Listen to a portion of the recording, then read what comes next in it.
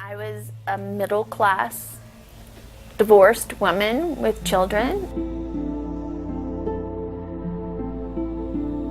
When you live in New Orleans and Louisiana, you evacuating becomes part of life, you know, like every year, and you just never think it's gonna happen. Hurricane Katrina hit August 29th.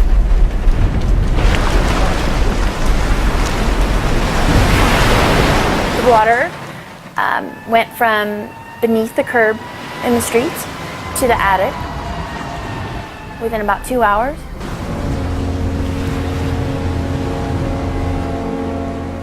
We evacuated. Stacie came here after Hurricane Katrina, and the hurricane destroyed her home. I had a 5-month-old son. We ended up in Woodland Park in an RV and completely cut off from my family. I remember feeling overwhelmed and kind of scared.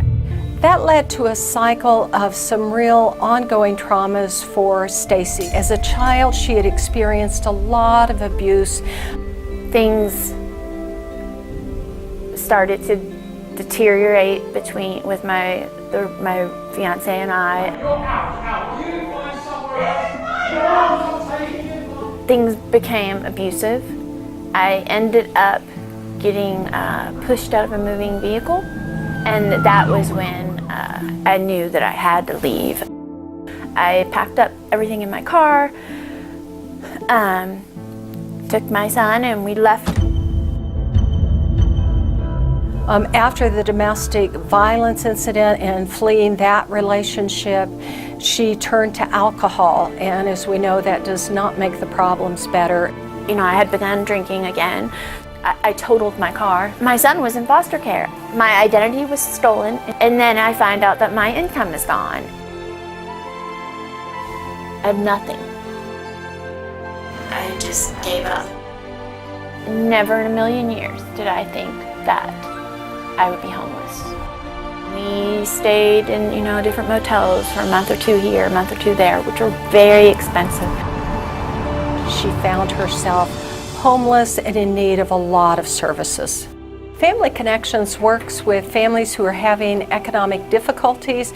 We have a lot of different programs. One works with expectant or moms with children. We give diapers, wipes, baby food. Clothing, we have a clothing closet here. We also have emergency services for families. We have long-term programs through Family Life Coaching. We have a year-long program that mentors families, helps them get housing, and then our Family Life Coaches help them with their goals, their dreams, just whatever their future life story they want to make different and better, and we work with them. When Stacie came to Catholic Charities, she originally just started with some real basic concrete needs, and that was kids' clothing and some food boxes, some real basic things.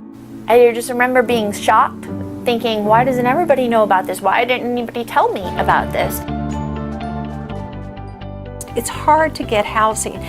Because of Catholic Charities' relationships with some private landlords, we were able to get Stacie into an apartment despite evictions, despite poor credit, besides having an unstable work history. It's really easy to say, you know what, let's just go splurge right now, because in 3 days we're going to be eating, peanut butter and jelly anyway. And so really one of the biggest things that I want to learn is budgeting. The crucial part of it is budgeting. That's the thing that I really want to do.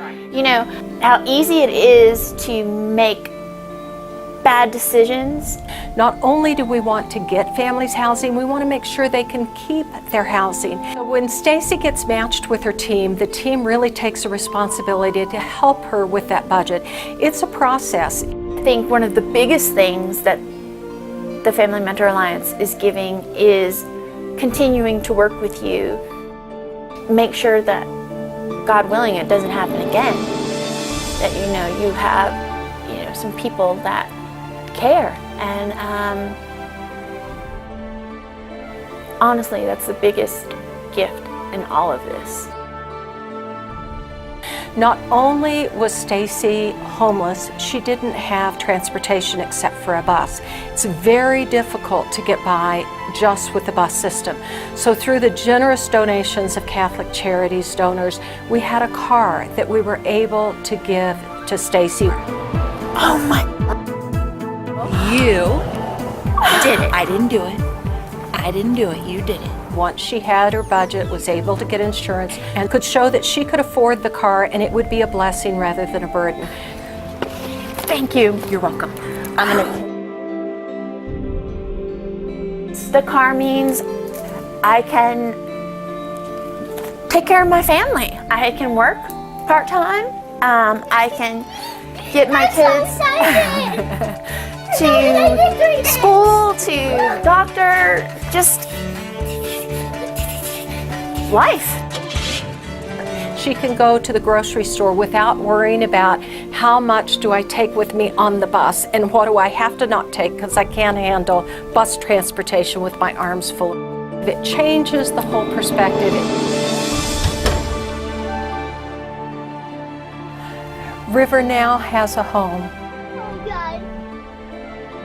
Go up there. But we know that whatever happens to Stacie happens to River.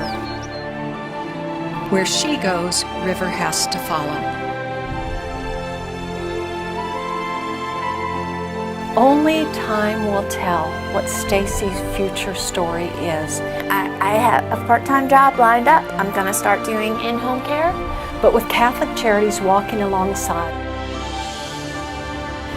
the hope for Stacie in the future is much different than it was.